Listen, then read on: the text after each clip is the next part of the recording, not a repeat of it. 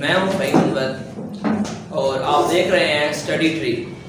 हमारा जो numerical problem का सिलसिला चल रहा है आरसीसी डिज़ाइन थर्ड सिविल का चैप्टर 10 और हम जो सॉल्व कर रहे हैं एग्जाम्पल 10.5 को। और हमने अपने प्रीवियस वीडियो में उसका हाफ पोर्शन उसको सॉल्व किया था और नेक्स्ट पोर्शन जो है उसको अभी हम सॉल्व करने लगे हैं। तो चलते हैं नेक्स्ट सोल्यूशन की तरफ। जी, लास्ट टाइम जो हमारी प्रीवियस वीडियो थी उसकी एंडिंग पोजीशन पे हमने एएस मिनिमम का चेक लगाया था और उससे एएस मिनिमम जो है वो हमने फाइंड किया था कि उसको कम से कम जो एएस है हमारा वो कितना होना चाहिए। तो अभी जो हम लगाएंगे ट्रायल मेथड लगाएंगे और तीनों ट्रायल लगा के हम एएस फाइंड करेंगे, देन उसका dia bar number of bar ये सारी चीजें हम फाइंड करेंगे और उसके बाद उसकी डिटेलिंग डायग्राम बनाएंगे। तो बाय यूजिंग ट्रायल मेथड जो है हम इसको आगे सॉल्व करते हैं। तो पहला ट्रायल है हमारा जी, पहले ट्रायल के लिए हम क्या करते हैं कि एएस निकालने का हमारे पास ये फार्मूला होता है। ये पहले 4 जो क्वेश्चन हमने डिस्कस किए जो हमने सॉल्व किए उसमें आपको फार्मूलों से काफी वाकफियत जो है वो हो चुकी होगी। और ए का फार्मूला हम पहले तो क्या रखते हैं कि let A is equal to D by 3। Let A is equal to D by 3। तो डी को हमने 3 पे तकसीम करना है। डी हमारा था 11.50 डिवाइडेड बाई 3 तो 3.83 इंचेस हमारे पास जो है वो डी इसकी ए की वैल्यू हमारे पास आ चुकी है। अब इस ए की वैल्यू हम अपने ए एस के फार्मूले में इसे पुट करेंगे और हम अपने ए एस का जो है वो आंसर निकाल लेंगे। एम यू हम ऑलरेडी निकाल चुके थे और 0.9 हमारे पास फार्मूले में आता है और 40,000 हमारे पास जो है वो एफ ऑफ वाई की वैल्यू है। यहाँ पे डी की जगह पे 11.50 माइनस जो है a बाई 2 यानी a की वैल्यू 3.83 जो हमने निकाली थी डिवाइडेड बाई 2 कर दिया। इसको कैलकुलेट करेंगे आपके पास आंसर आ जाएगा एंड पे as is equal to 2.33 inch square. तो ट्रायल 1 में जो आपके पास as की वैल्यू आई है वो है 2.33 इंच स्क्वायर। अब हमें करना है ट्रायल नंबर 2। ट्रायल नंबर 2 में हमारे पास क्या है, ये पास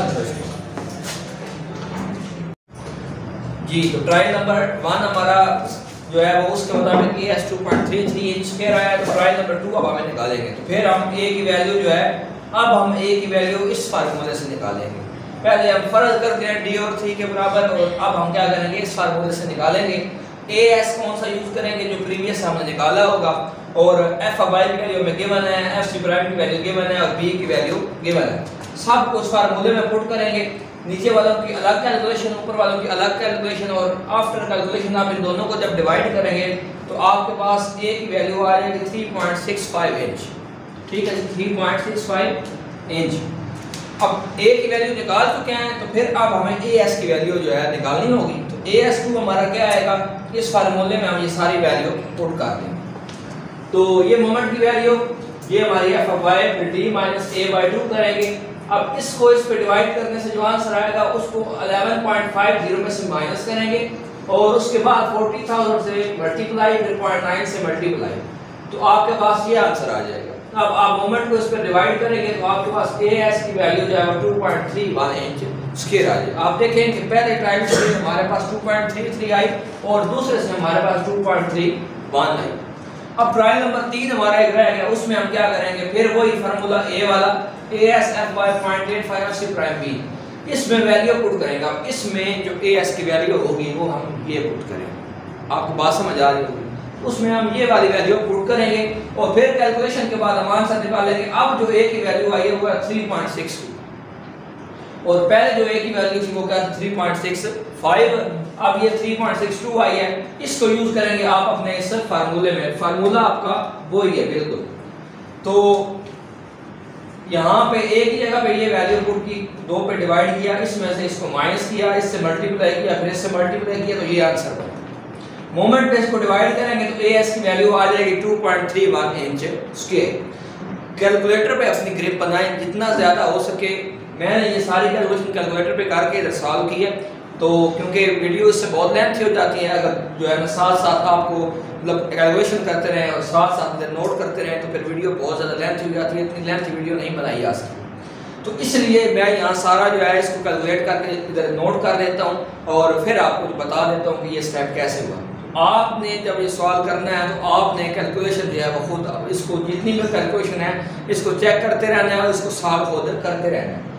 AS3 जो हमारा निकला वो था 2.31 इंच के। अब ये और ट्रायल नंबर 2 ये दोनों ऑलमोस्ट क्या है सेम है और इन दोनों में से हम जो है वो किसी एक को भी सिलेक्ट कर लेंगे।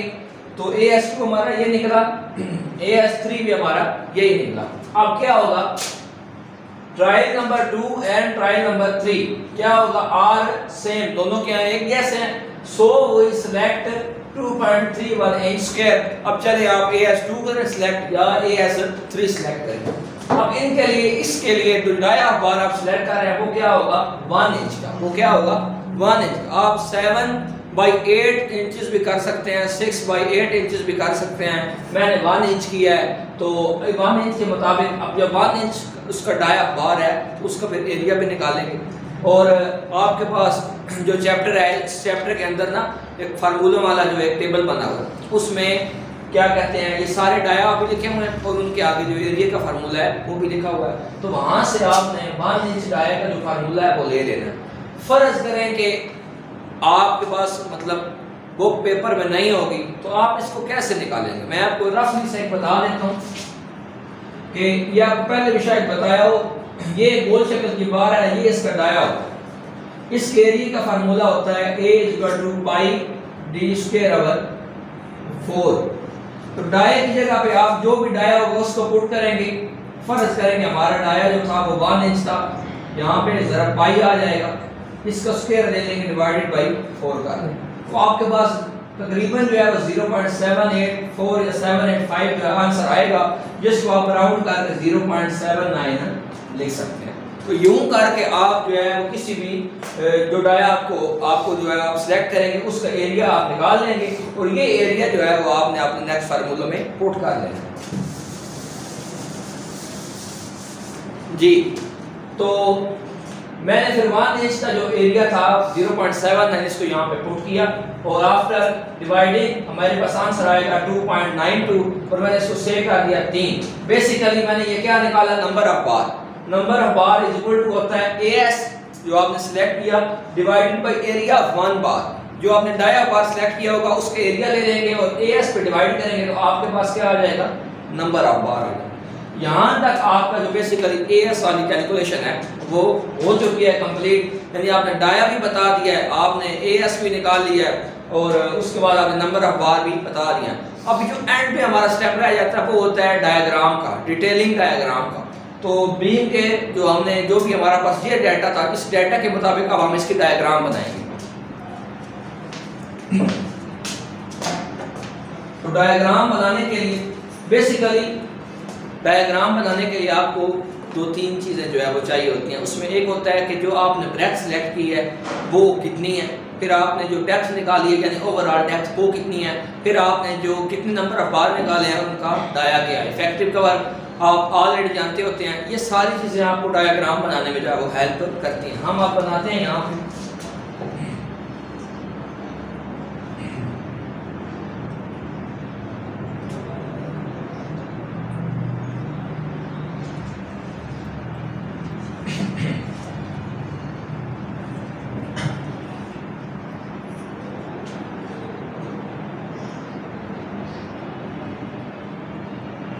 सबसे पहले आप इसी तरह का हम डाटा थोड़ा लिख लेते होते हैं। यहाँ मैं लिख रहा हूँ डिटेलिंग।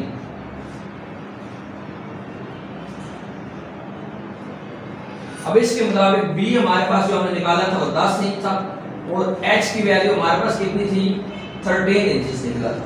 और डाया जो बेसिकली 3 नंबर ऑफ बार थे हमारे पास और जिनका डाया हमारे पास क्या था जी 12 इंच।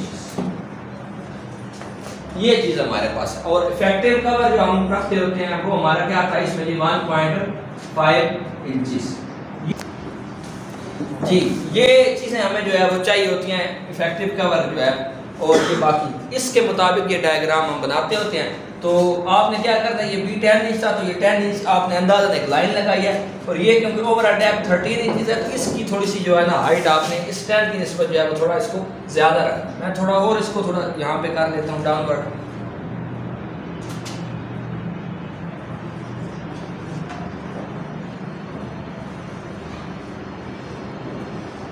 जब आप न्यूमेरिकल प्रॉब्लम सॉल्व करते हैं तो ये डायग्राम जो है आपको बनानी आनी चाहिए। ये बनाएंगे तो आपको इसके बाकायदा मार्क्स होते हैं, ये नहीं कि ये वैसे ही है।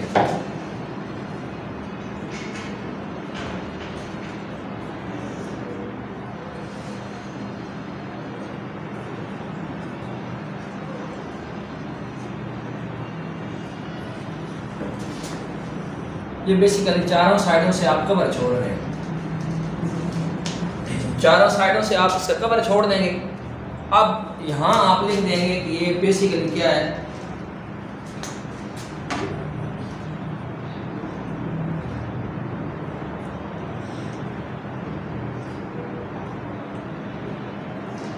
ये हमारा बी था जो कि 10 इंच था, और यहाँ हमने एच शो करना है।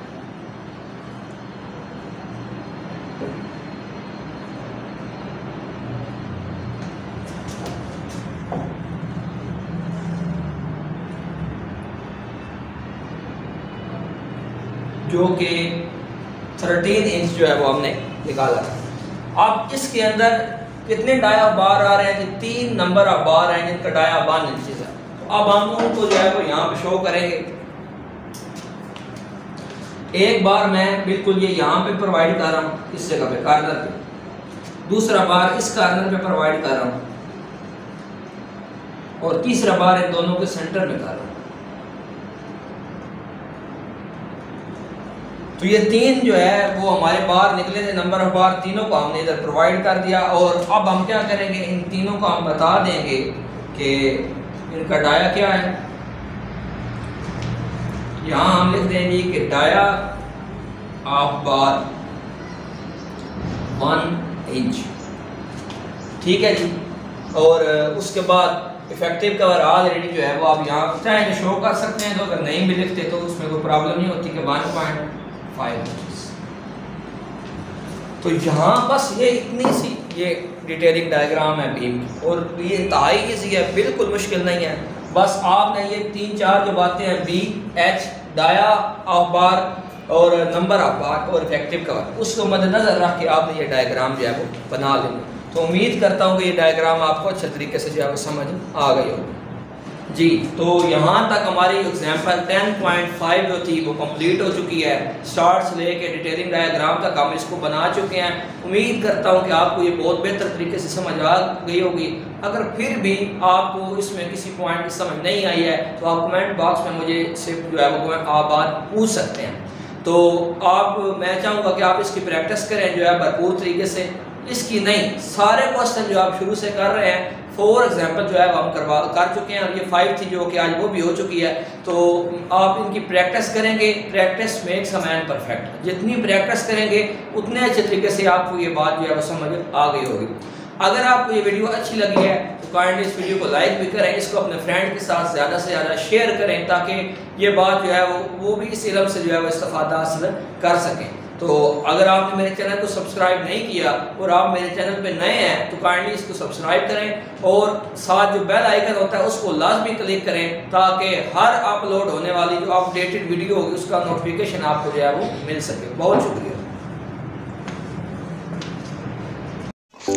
अगर किसी क्वेश्चन की आपको समझ ना आई हो तो आपका वो क्वेश्चन कमेंट बॉक्स में आप मुझसे पूछ सकते हैं।